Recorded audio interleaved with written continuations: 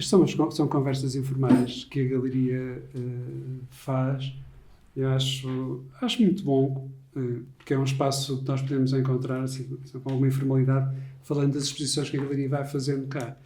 E eu vou fazendo isto, eu não percebo nada, não sou jornalista, não tenho técnica nenhuma, mas felizmente tenho alguma curiosidade sobre o trabalho que vai sendo apresentado e isso faz com que eu, à falta de melhor, quando alguém tem um jornalista, uma cena assim, faz uma conversa porrada. À falta de melhor, eu tenho feito com a galeria estas entrevistas, são sempre, estas conversas, e são sempre muito, muito interessantes.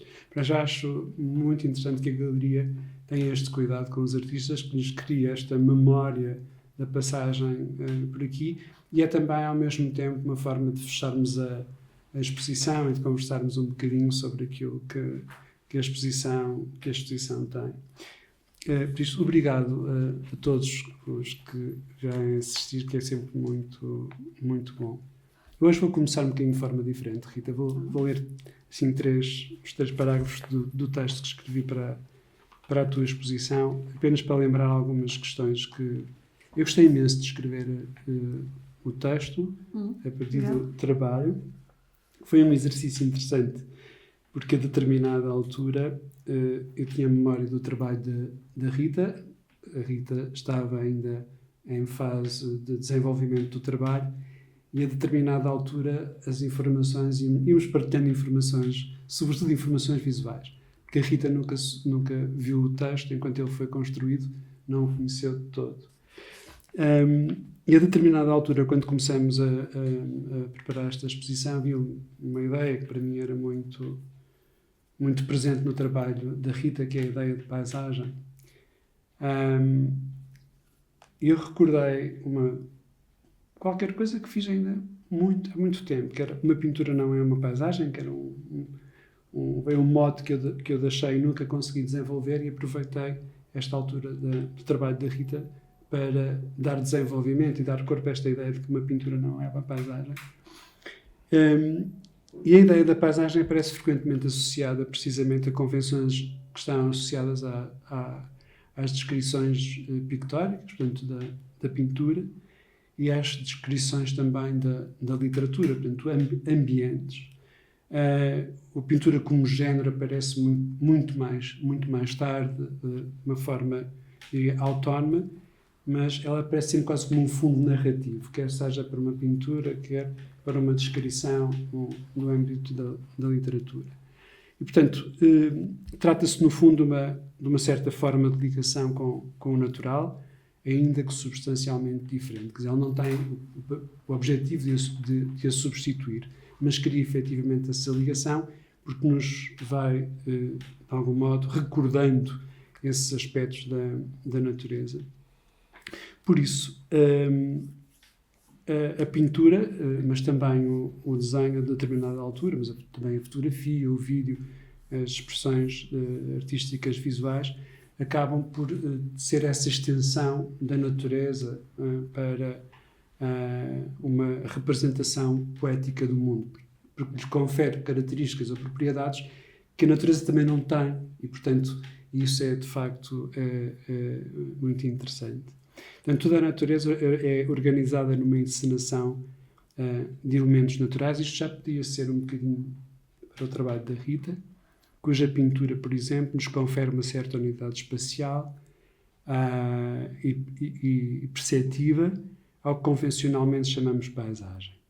E precisamos disso para distinguir uma coisa de todas as outras. E graças a esse olhar podemos ver o que liga estes elementos para organizar a experiência e as experiências da paisagem. Eu acho que a questão podíamos começar por aqui. Rita, fala-nos um bocadinho da exposição, ou desta ideia de paisagem que a tua exposição comporta. Eu já trabalho a paisagem... Eu penso que desde sempre trabalhei a ideia do cenário, da paisagem, da floresta, a domesticação da paisagem ao trazermos para dentro de casa. Se o meu trabalho foi sempre um trabalho não figurativo com pessoas, mas sim de ambientes. o ambiente exterior que trazemos para casa. Aliás, até agora, vivendo na Bélgica, vemos muito Magritte, que representa as salas e depois tem a paisagem fora e depois a paisagem está pintada dentro de casa. Isso sempre me despertou muito interesse. E juntando a essa ideia da domesticação da paisagem, a coleção e o colecionismo. Então aí vamos como que estender, ou fazer uma extensão da paisagem com os elementos que constroem a paisagem. Portanto, o meu trabalho é um trabalho de constante construção entre um abstrato, um figurativo nos termos clássicos, porque eu acho que hoje em dia nem se consegue definir o que é abstrato e o que é figurativo, mas andamos sempre em torno dos elementos naturais, da paisagem, eu não sei para onde é que eu olho, mas dos elementos naturais, da paisagem, da coleção, os gabinetes de curiosidades, o que trazemos, que desenhamos. Aliás, o que é que foram os gabinetes de curiosidades? Foram exatamente após os descobrimentos que existe os imperadores ou reis, ou enfim, que queriam mostrar poder e riqueza e começam a colecionar o que vinha dos outros mundos e até se fabricava objetos que não existem, não é? Para ainda enaltecer e engrandecer mais a coleção. E, paralelamente, havia outro tipo de coleções mais, não sei se diria sérias, mas de investigação científica, médica e de curiosidade do mundo. Portanto, o meu trabalho é basicamente uma construção de um mundo à volta do que eu vivo, do que eu ando, do que eu circulo. O meu pai é açoriano e acabei agora por voltar a ir buscar os trabalhos, um bocado uma referência aos Açores, mas que também foi porque fiz um projeto para um convite que tive, que o Jorge também participou com a Faculdade de Belas Artes, e no tema que eu escolhi falava exatamente da identidade do folk na paisagem, e era uma expressão sobre a paisagem. Portanto, eu fui um bocado, voltei a olhar para os Açores, a olhar para o dente do cachalote, que tenho este pisa-papéis desde sempre meu, para os livros do Vitorino Nemésio, para o Mau Tempo no Canal, para compreender o que é ser açoriano e o isolamento e o espírito açoriano. Daí, sempre a tentar libertar-me da paisagem, a tentar libertar-me da montanha, a tentar libertar-me da ilha, mas ao mesmo tempo é como se fosse sempre atraída pelo espírito compacto e de cenário que estes elementos têm. Para esta exposição, portanto, eu fiz esse trabalho, foi o ano passado que nós fizemos estes trabalhos, e como eu tenho sempre medo de cair na ilustração e de cair nos bonecos e de desenhar as baleias, apesar de ser um universo que me interessa muito, quando surge este convite do Jorge, e há uns tempos para cá que eu tenho pensado muito na pintura de género e na natureza morta, talvez um pouco por influência do Jorge Morandi, que ele próprio também trabalha como eu, quer dizer, trabalhou eu, não sei se influenciada por ele, que também tem o desenho, a pintura, os objetos, não é? Porque ele pintava os seus objetos que a seguir representavam na natureza morta. E eu pensei que talvez seja aqui uma oportunidade de pegar nas várias pontas daquilo que eu tenho que me interessa e representá-las numa exposição. Então, retomo a paisagem, os elementos naturais que eu vou colecionando ao longo da vida e mandei e pedi uns moldes, por isso que aí é a tal relação do natural artificial, e consegui fazer uns moldes que estão lá fora em gesso, exatamente os meus elementos naturais. Portanto, de uma pedra vulcânica que trouxe dos Açores e do dente de cachalote. Hoje, para também ilustrar um pouco mais esta conversa, eu trouxe uma montanha que fiz há uns anos atrás em impressão digital 3D, penso que é assim que se chama, para uma outra exposição. Portanto, andando sempre em torno da ideia da paisagem, da representação, do molde, do que é natural, do que é artificial e do que é colecionável. A pintura funciona como uma espécie de espaço para citação destas coisas todas. Ou seja, é muito curioso no trabalho. Tu disseste há bocadinho que eu tenho memória disso mesmo, portanto, estás pegando na paisagem há algum tempo. Há muitos anos, sim. E ela já teve ela já a visto muito mais próximo, em que ela era quase um conjunto de linhas, aí sim, alguma abstração, não é? Muito próxima. Até, de facto, deste um determinado afastamento onde conseguiste, a determinada altura, dá-me ideia, colocar esses elementos que a compõem. Há bocadinho falavas do gabinete amador, essas coisas todas. Eu, se calhar, pergunto-te outra coisa, porque há uma memória, acho que tem a ver um bocadinho com a tua experiência das tuas viagens. Porque há formas de colecionar. Eu estou-me a recordar, por exemplo, acho que ainda estudantes que me enviaste as cartas. As cartas, exatamente. Cartas. E um postalinho que era uma paisagem para cartas. Exatamente. Este repertório, de algum modo, aparece no trabalho ou não? Ou seja, sempre, e deixei um pouco de enviar postais quando deixei de ter feedback, porque eu enviava os postais e depois ninguém dizia nada, porque entretanto deixou-se de escrever, quase não se envia cartas ou postais, vinham-se até falar disso no caminho. O último postal que eu enviei foi agora da Bienal de Veneza, nosso vizinho de 7 anos, que achei que era assim uma surpresa para ele receber um postal, provavelmente ele com 7 anos também nunca recebeu. Há uns anos enviei para umas amigas cá em Portugal que perguntaram à mãe, elas eram pequenas, se aquilo era verdadeiro. Se aquilo existia, se era verdadeiro. E no Natal mandava sempre, antigamente das viagens, sim. E depois já estamos fora, foi no Natal. E depois, entretanto, olha, foi como... Talvez se possa retomar. Não, mas eu tenho a ideia que é muito curioso, porque nesta comunicação de interação que fazes, enfim, com o grupo.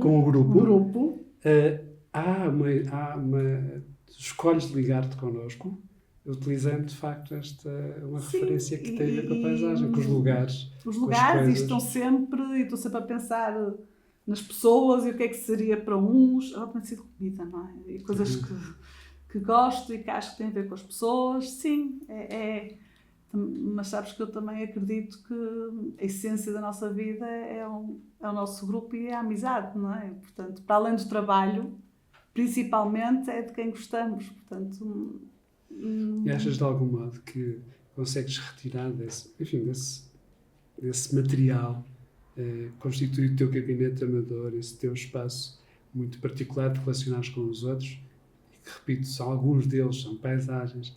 Achas que utilizas essa memória para orientar o teu processo criativo, as tuas pinturas ou os teus desenhos?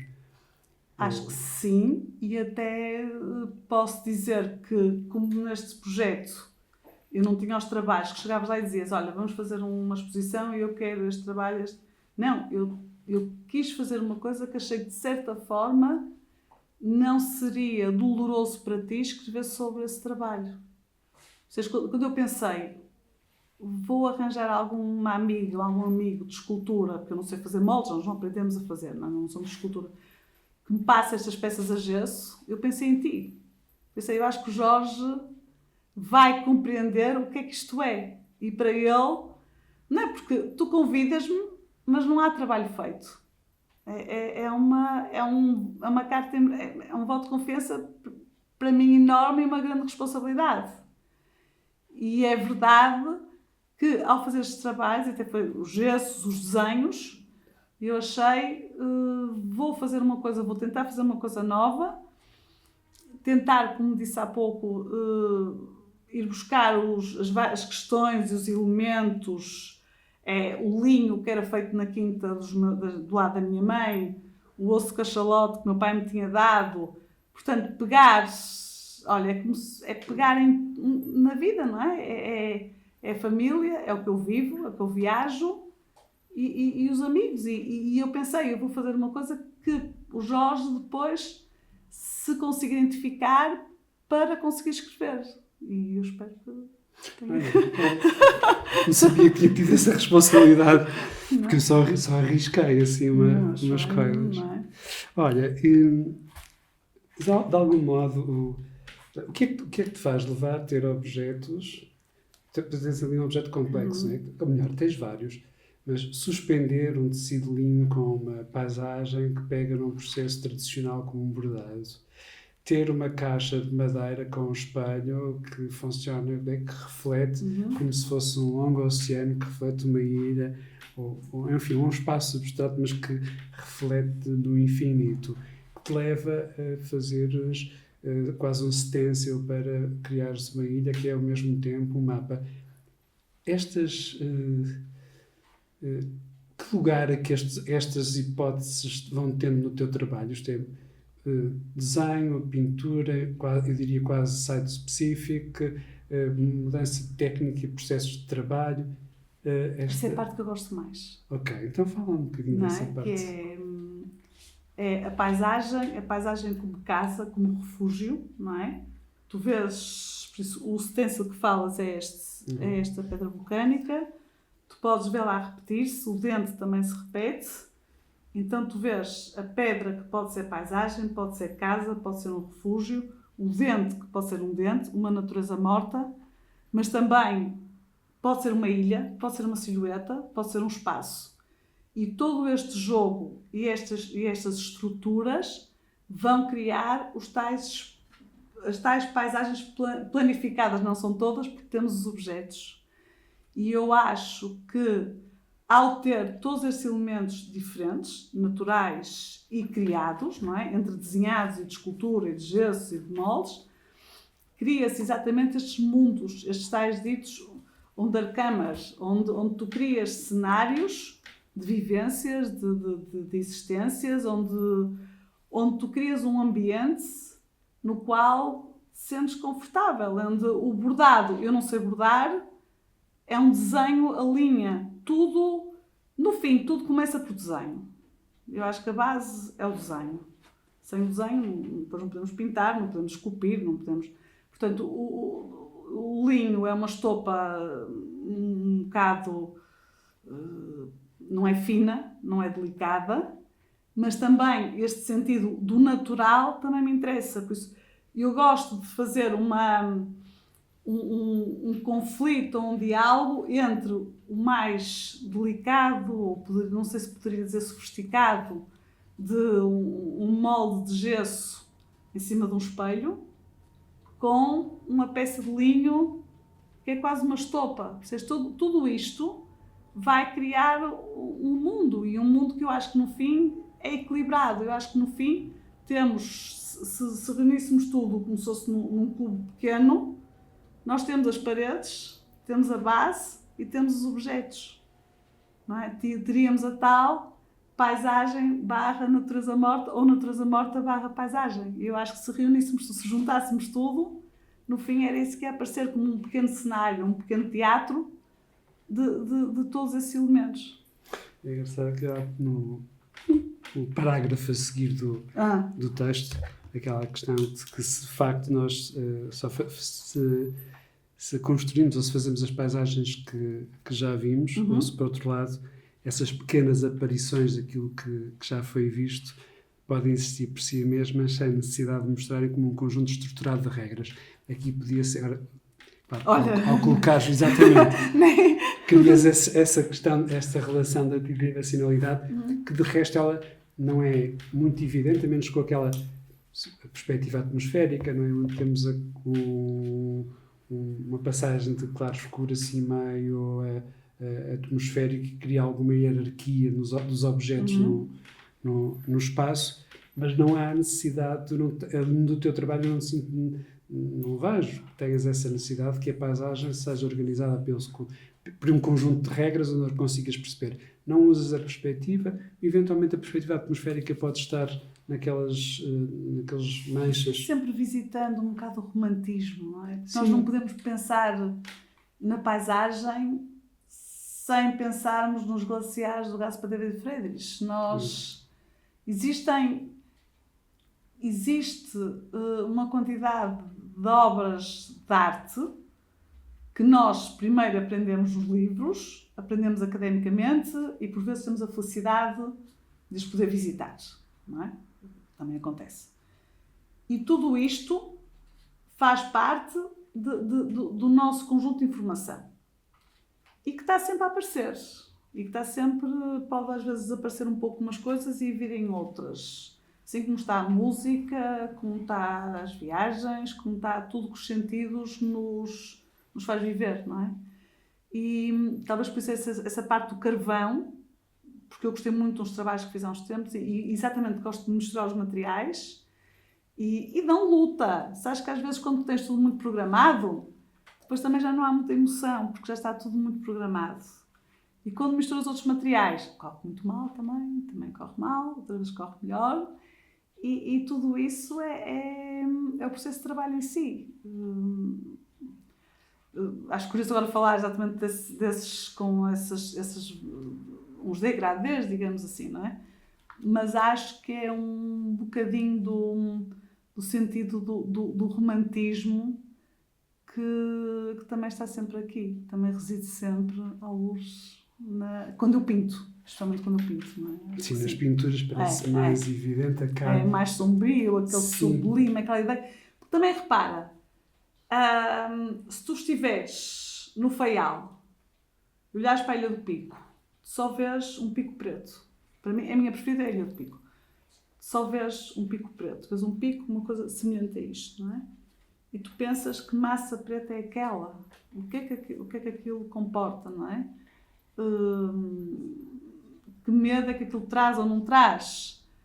Portanto, isto depois acaba sempre por raspar e falar das outras coisas que nós vamos lendo e que vamos pensando de outros sítios e de outros pintores e de outros vulcões e do que ainda agora acontece. Ainda hoje existe um sublime vivo, ainda agora recentemente o Etna explodiu lava. Eu lembro quando eu estive em Catânia, o Etna nunca para, tem sempre uma nuvem e a cidade é cinzenta porque tem sempre cinza.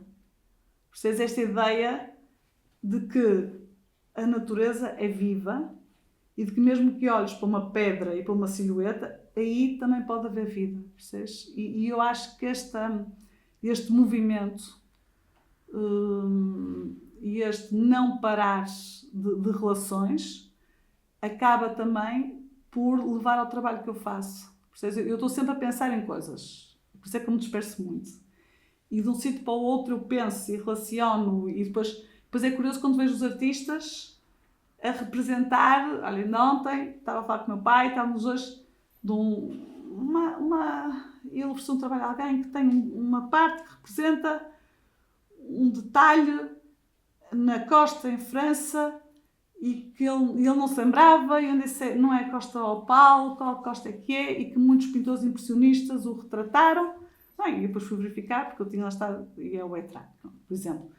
Esta ideia de nós também vermos, representarmos e vermos as representações dos outros, eu acho que cria o tal fio condutor do que é um bocado a arte e o que é o que nós pensamos e o que nós gostamos e o que queremos fazer. Acho que é um pouco isso. Acho que é um pouco inevitável nos últimos tempos ter-me confrontado um bocadinho com isso, né? Que é o facto de nós, de algum modo, só representarmos aquilo que já vimos. Quer dizer, o Robert Morris dizia a propósito dos desenhos, eu só faço os desenhos que já vi. E, portanto, é quase inconsciente lidarmos com uma espécie de paradoxo, porque a imaginação parece algo que é absolutamente original. Aparentemente, a imaginação vai-se construindo a partir de coisas que nós já vimos de algum modo, que já explicamos de algum modo, que são muito profundas, muitas delas que não nos recordamos, mas que são necessárias para se ir construindo. Depois também podia colocar eu diria quase em debate também a questão da originalidade e podermos falar um bocadinho nisto também. Eu penso desde os anos 60. Não vejo nada Não, vejo exatamente, trabalha sobre evolui-se. É curioso, há uma expressão do Wim Wenders, que eu acho muita graça, que tem a ver com no processo criativo, né? Desejar que as coisas desejar que a coisa possa ser diferente. Eu falo muitas vezes de Wim Wenders dessa expressão. E quando começamos a trabalhar e a inventar as nossas coisas, a lidar com as nossas coisas, nós temos a expectativa de que haja qualquer coisa diferente que aconteça. Às vezes não acontece, às vezes não damos por ela, e portanto às vezes precisamos de andar aqui à volta destes desenhos, é onde eu queria chegar agora. Que os desenhos vão deixando pistas para o desenho seguinte, que deixam pistas para uma pintura a seguir. Isso acontece também no teu trabalho, isto é, cada desenho vai-te colocando questões que te levam a fazer um segundo desenho, que levanta questões, fazes o terceiro, depois mudas para uma pintura. Sim. Isso também acontece no teu trabalho. É como um cadáver de esqui, do qual sabemos o que está atrás. Não é? Porque um cadáver de esqui normalmente não sabemos, não é? Sim, e eu acho que o trabalho faz sentido exatamente com todos estes elementos. Todos. Com um espelho que reflete o que está em baixo, que vai dialogar com o que está em cima, que depois ao mesmo tempo vai aparecer um pano suspenso. Há uma parte, eu tento fazer o máximo das coisas, mas há outras que eu depois não tenho conhecimento técnico e que, até se eu tivesse mais possibilidades, poderia passar do gesso para o bronze e até sofisticar mais o trabalho. E eu acho que tudo isso é o conjunto que faz sentido. Eu acho que tudo isso são os elementos que constituem o processo de trabalho. É verdade que o desenho, até porque eu acho que se vê muito desenho, eu acho que há muito desenho exposto, muitas pessoas trabalham o desenho e o desenho também é vertical, e tu olhas para o desenho e vês logo, e consegues logo interagir com ele, mais do que às vezes uma instalação que tens que contornar e que tens que esperar, ou um vídeo que também, se não ficares o tempo para compreender o que ali está também, ou o que quer transmitir, não vais compreender. Eu acho que o desenho não é que seja mais simples, mas acho que, um bocado como a pintura, que nós olhamos, também a nossa formação está muito por aí, não é? E estamos muito treinados. Com o qual nós olhamos, se olhamos numa sala e tiver várias coisas, sou capaz talvez de reparar primeiro no que é vertical. Não é? E depois daí vou vendo como é que interage com o resto e com o tridimensional. Acho graças a dizer isso, porque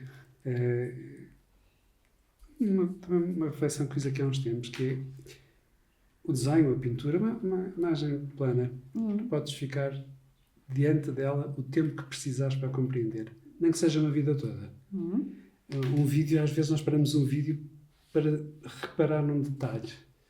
E portanto, há a relação ao movimento, né, por causa do tempo, o tempo que necessitamos para compreender muitas vezes imagens, para nos relacionarmos com elas, de facto às vezes é muito. E o desenho tem essa particularidade, e a pintura também. Posso passar todos os dias, olhar, e uma vida inteira, olhar para aquilo. Portanto, não preciso de pôr pausa. Claro. Acho que isso é muito, muito interessante o que estavas a dizer a propósito desse tempo, que as imagens precisam, algumas delas. Precisamos de compreender a pintura. Precisamos de perceber aquelas tuas paisagens, ou não é importante de todo? Elas convocam-te a olhar, a observar, a experimentar uma ideia de paisagem, não temos que as compreender. Ou achas que é importante que haja essa ligação de entendimento? Eu acho que se compreendem. Eu acho que sim, porque acho que não é quase nada transposto do real.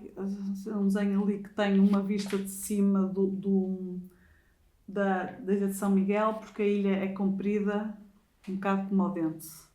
E até há um termo que eu não me estou a lembrar, mas existe um termo para quando as imagens nos levam, não é como quando vemos nas nuvens que vemos figuras, mas quando imagens como ilhas ou montanhas nos levam para imagens naturais, para outras coisas. Existe um termo mesmo, por isso que eu não me recordo. Eu penso, até justamente nesta exposição, como foi a partir de poucos elementos, que há um jogo de as várias formas de os representar. E foi isso um pouco também que eu pensei, não é? as várias formas, com diferentes escalas, e voltamos à questão de quando é que a natureza morta, quando é que é paisagem, não é?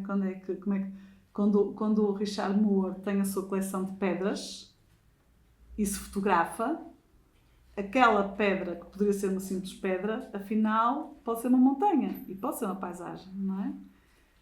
E se eu acho que o diálogo que há entre todas as peças leva a compreender bem, não há muita coisa mais por trás ou não. O que é estavas a dizer na relação de paisagem e natureza morta, ainda que tenhamos poder fazê-la com os mesmos elementos, o que é que determina isso para ti, Rita? Porque eu estava como eu gosto muito de natureza morta e estou há muitos anos a trabalhar a paisagem e tinha necessidade também de qualquer coisa mudasse, até me aperceber que é verdade que dentro dos dois tipos de pintura de género podemos fazer como um paralelismo e um cross, desculpem entender, mas podemos fazer com que os dois no fim sejam a mesma coisa. Não é? Se olharmos, é verdade, tu podes ter uns objetos que são uma paisagem. Como podes ter uma paisagem que no fim, até se estiver aqui, não é? Porque isto pode ser uma paisagem como uma natureza morta. Não é?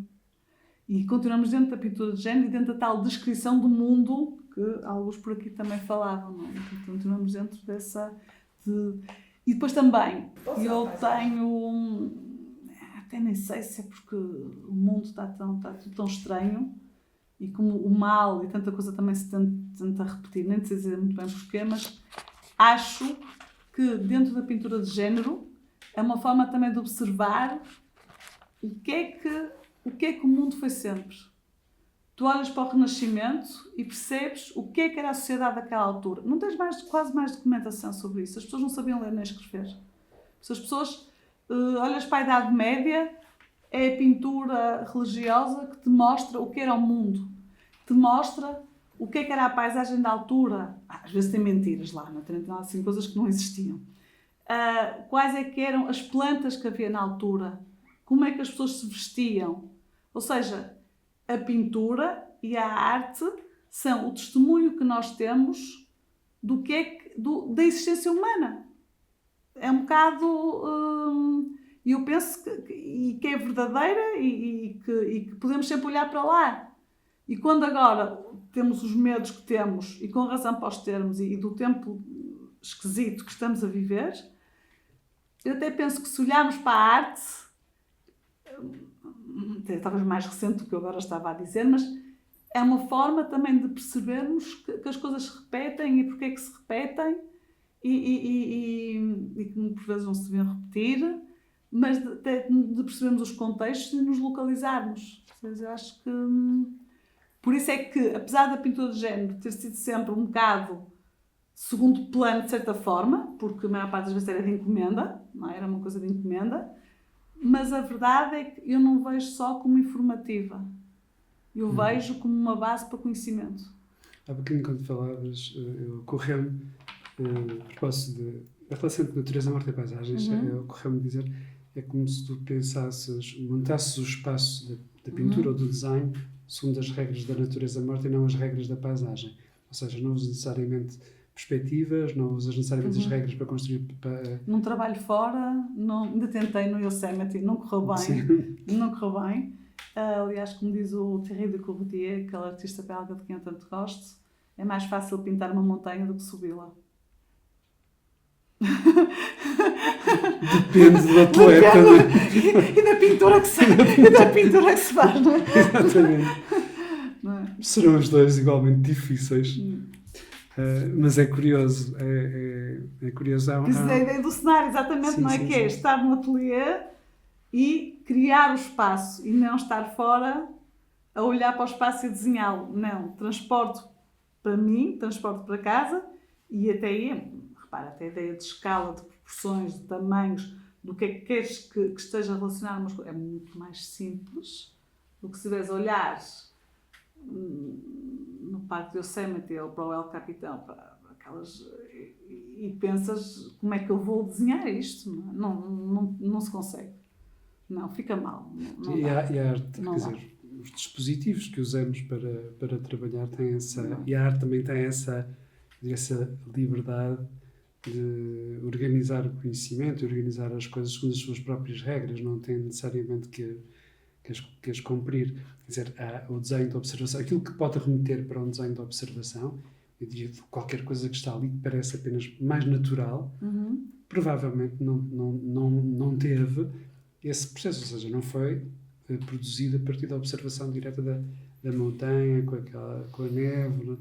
Portanto, há uma experiência que é misturada, portanto, um conhecimento que tens claramente da paisagem, de viveres, das tuas viagens, etc., do conhecimento que tu tens, e depois há uma outra parte que tem a ver... Plástica. Exatamente. E a pintura. Com o conhecimento que tens em torno dessa Senão, eu disciplina. pegava nos desafios do Ansel Adams e até poder fazer ready-mades, não é? Porque é impossível fazer tão bem como ele fotografou, não é? Há coisas que não podemos ambicionar, não é? Não podemos inventar palavras todos os dias também. Muito bem. Muito bem, Rita. Outra situação que há bocadinho estavas a falar, e que provavelmente o tipo incorpora, é a minha curiosidade, porque o título foi aquela coisa que apareceu quase no fim, quer dizer, como é que vamos chamar a este conjunto de trabalhos? Como é que o vamos designar? Está bem. O stillness. O stillness. Porque o stillness é o tempo que precisamos para observar e para compreender o que ali está. Exatamente a ideia. Não há uma tradução de tranquilidade, mas é ter tempo. Porque isso é uma coisa que me angustia muito. O tempo. Apesar de ter tempo e de não sofrer o stress das profissões, e que eu respeito imenso quem consegue ter uma vida estável com as profissões e com os horários que temos, o tempo, a ideia do tempo. Sabes que há uns anos para cá, o meu maior sonho é voltar a andar na América de carro. Sem ter horas. Andar, só andar. E o tempo é uma coisa que... Porque eu acho que nós precisamos de tempo e nós não temos tempo. Nós precisamos de tempo para assentar, para pensar e para fazer escolhas. E eu acho que nós não temos, não nos dão... É um luxo ter tempo. Ter tempo é um luxo. E eu pensei nisto, exatamente. E estes objetos, e esta pintura, e o bordado, a ideia do stillness é essa, é o tempo que existe, que temos necessidade para observar e para compreender as coisas. Há uma expressão do Tolentino Mendonça que eu gosto particularmente, falo imenso nela, que é reparar. O reparar é diferente de olhar. Reparar exige algum cuidado. Cada vez mais, e sempre que falo destas coisas do desenho, da pintura, da arte em geral, e quando falamos em olhar e tempo para olhar, apetece-me sempre lembrar esse termo do Tolentino Mendonça, que é do reparar, que é aquele olhar interessado, cuidado, que cuida, que quer perceber, que vai, eu diria quase de uma forma direta, arrumar as coisas que lá estão, tentar compreendê-las, até reparar aquilo que o olhar falha. O olhar é uma coisa muito... Eu costumo dizer aos meus estudantes uma coisa, que é a diferença entre olhar e ver. Nós temos, se tivermos o nosso aparelho funcional, claramente funciona quase como uma máquina fotográfica. O olhar é manifesto de uma intenção. Quando eu estou a olhar para ali, ver uma capacidade que eu tenho. O olhar é uma capacidade que eu tenho em atribuir uma intenção, se quero olhar para ali. E o reparar ainda é mais delicado do que isto, que é um bocadinho esse tal stillness, esse tempo que tu precisas para estar lá. E fazes mais a seguir. Porque também se vires com calma, tens mais vontade dali ir para outra coisa, não é? Se parares e se compreenderes, tens mais vontade dali partir para outro. Se só passares e andar, esqueces. E não fica nada, não é? É uma situação estranha apenas. Acho que é uma espécie de paradoxo da contemporaneidade, não é? Porque toda a tecnologia nos cria tempo para nos tirar tempo. Eu sou que é uma coisa eu sou mas isso pé é na terra. muito bom. Não é? Mas isso é bom, Rita. e tenho tanto medo, tenho tanto medo. Olha, felizmente sou analfabeta nessas áreas, porque quem compreende, eu acho que deve estar em pânico. Eu acho que vamos, que é o que se sente no trabalho, o gesto incorporado, o de fazer. Eu acho que é muito claro na peça de Linho, é muito claro essa questão do tempo que falas. Porque um dos processos é de facto um processo, além de exigir alguma. Tudo processo exige conhecimento. Mas o bordar exige uma disciplina e um tempo para. Não se consegue produzir mais aquilo. depressa, não há, não. Não é? Do mesmo modo que há ali trabalhos, mesmo os trabalhos que exigem um tempo de secagem, Sim. que te obrigam a fazer uma gestão daquela imagem de uma forma radicalmente diferente, com uma impressão digital, com uma máquina fotográfica. Portanto, ali tens um tempo de espera para que aquela matéria tenha de novo propriedades para tu voltares a trabalhar por cima. E depois o que é estranho é que eu não consigo fazer mais do que 2 de cada vez. Que é um pouco dramático, não é? Talvez podiam pensar, não, está tudo pelo ateliê e ela vai dar... Não, são 2 desenhos. Não, isso faz a gestão do tempo nessas passagens. E só estão bem, para mim, só fico contente. Se eu, às vezes, eu penso, vou começar vários ao mesmo tempo, depois escolher. Não, vão ficar todos mal. Fica tudo mal. Mesmo nos que eu perco, não posso passar muito do par 2, porque eu depois não me consigo focar bem em cada um. Não, tem que ser com tempo para cada coisa que eu faço, sim. Isso é bom. Acho que assim, quer dizer, eu acho que há um espaço que nós vamos conhecendo, porque partilhamos eventualmente mesmo as matérias, enfim, vamos conhecer essa disciplina do material, vamos conhecendo que de facto que eu acho que talvez a escrita também permita um bocadinho isso, que é efetivamente termos um tempo de espera, ou dito de outro modo, o material com o qual estamos a trabalhar muitas vezes exige que consigamos obter algum tempo de espera, para que, algumas vezes para que a coisa seque, outras vezes para que as ideias façam sentido. Sim. Esse tempo de espera. Dormir sobre as coisas. Sim. Voltar a olhar para os trabalhos. Tu faltas atrás, assim, tipo, chegas no dia seguinte, claro. E apagas. Eu trabalho muito cedo e acabo cedo. Fico muito cansada muito cedo. Começo cedo e muito cedo. E tenho noção que mais vale deixar ficar e no dia seguinte repensar de manhã, sozinho em casa, na tal ideia que é sem ninguém em casa, e retomar as coisas. Sim. E o teu processo de trabalho vai ser encadeado, isto é um conjunto de acontecimentos que levam a um fim, ou acontece com alguma frequência, parares, cobrires, avançares para outra coisa nova, ou não lidas novamente com esses problemas. Quer dizer, apagar tudo e começar de novo. É a vantagem do acrílico. Mas isso acontece depois. Claro. Repara, eu não consigo trabalhar a óleo. Tenho pena. Eu acho que a pintura a óleo tem outro corpo, e tem outro interesse, e tem outra intensidade, e tem... Apesar de que o Batata na altura nos dizia que fazia com acrílico o mesmo que faria com óleo, com outros processos, devia ser com os médiums, isso que ele usava, mas eu continuo a achar que o óleo é mais interessante. Mas a secagem, a dificuldade do óleo impede-me também de... Porque eu gosto também de trabalhar e ter noção que se não está bem, eu posso corrigir. Talvez por isso que se reparares, eu nunca trabalho gravura, nem essas... Porque eu gosto de ver e de acrescentar. Eu não gosto de trabalhar ao contrário, inverso, e de não controlar o material. Percebes? E nisso aquilo que tu acrescentas sempre. Significa, portanto... Nunca há acidentes, não é? Significa, portanto, se fosse ver ali ao raio-x, via assim outras paisagens... O mais pequeno, eu não sei quantos anos ele tem. O mais pequeno estava lá no meu estúdio, já teve tanta coisa. Tanta coisa. Está ali como um trabalho de exercício. É uma tela de exercício. Conforme vou pensando, vou mudando, vou pintando, vou cobrindo, sim.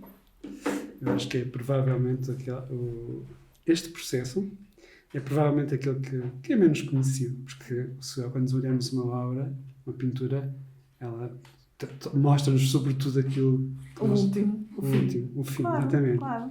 E muitas vezes ela está carregada de outras paisagens, de outras de angústias. exercícios, de coisas que eu vou pensando e que quero fazer e depois desisto. Sim. É verdade. E foi até o primeiro trabalho pequeno, foi até o primeiro que é exatamente a ideia que é pedra ou é montanha. E tu olhas e não percebes bem se é um pedaço ou uma montanha, não é? Assim, não é? Isso interessa, essa ambiguidade. Agora falaste dessa Claro, ambiguidade. porque aí é tal, voltamos ao início e à ideia de tornar doméstico, repara, tornar a paisagem doméstica. Em que escala é que tornas a paisagem para ela ser tua? Não é? A ideia de domesticar e de compreender e de viver. E de viver com. Viver com a paisagem, viver com a montanha, viver com o mar, viver com os animais. Porque eu também acredito que como é que dizia a Olga Tokarczuk, que a natureza vai reagir sobre nós. E num livro que eu li dela acontece exatamente isso. A natureza, há uma altura que a natureza se revolta, não é? E nós temos que aprender a viver com a natureza. E não achamos que somos sempre nós que temos todo o direito. Não achamos que somos sempre nós que podemos ser os invasores. Eu acho que devíamos dar espaço para... Olha, agora com estas crises que têm havido, de pandemia e outras coisas, a natureza tem reagido a isso. Tem aparecido muitos animais e muitas coisas que estavam desaparecidas. Exatamente tiveram o tal espaço que precisavam. Sim. O teu trabalho mostra de algum modo isso ou preocupa? Eu acredito na reação da natureza, sim. Eu acredito que não é nada de Deus nem de religiões, mas que... Até porque a natureza é viva, não é? E por isso a natureza reage às condições que lhe dão, não é? E por isso é que também com os aquecimentos globais, está a aparecer tantos fenómenos esquisitos e estranhos. Agora, se fenómenos esquisitos, isto é uma graça. É para cortar, não sei sim, se é corta. Sim, porque um amigo achava que tinha na quinta esquilos. Oh, eu tenho esquilos agora. Ele deixava avelãs e ficou a filmar. Era um rato. Portanto, são coisas esquisitas, na verdade, que acontecem na natureza. Afinal, não era um esquilo, era um rato. Então, cortou grande, logo. E cortou logo. Mas ficou filmado. Portanto, a ideia é assim, tipo, há coisas esquisitas na natureza. Isto depois não faz parte. Olha, Rita, não sei o que é que ficou mais para dizer. Se queres dizer assim mais... Eu disperso-me, eu avisei. Sou muito perigosa. Não, mas acho que correu muito bem. Disperso-me muito. Não sei se ali o pequeno público.